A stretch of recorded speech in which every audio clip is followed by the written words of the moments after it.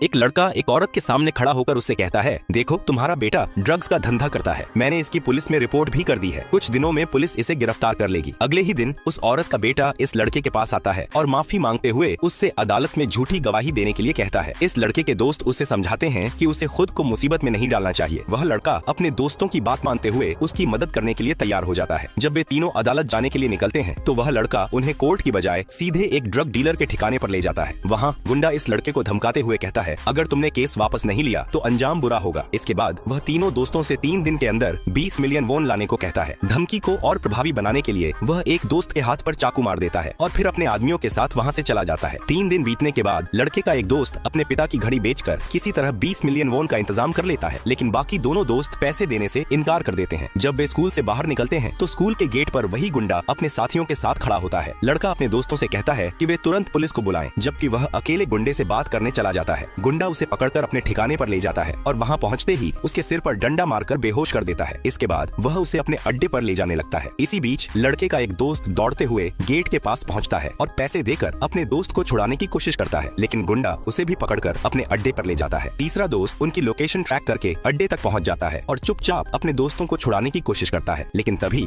गुंडे और उसके आदमी उन्हें घेर लेते हैं। उसी समय पुलिस वहां पहुंच जाती है और सभी को हथियार डालने के लिए कहती है, लेकिन गुंडा वहां से भागने की कोशिश करता है। लड़का उसे भागते देख उसका पीछा करता है और आखिरकार उसे पकड़ लेता है। दोनों के बीच जबरदस्त लड़ाई होती है और फिर लड़के का दोस्त भी आ जाता है। दोनों मिलकर गुंडे की पिटाई करते हैं और उसे बेहोश कर देते हैं। इसके बाद वे गुंडे के हाथ बांधकर उसे पुलिस के हवाले कर देते हैं और आखिरकार इस मुसीबत से बाहर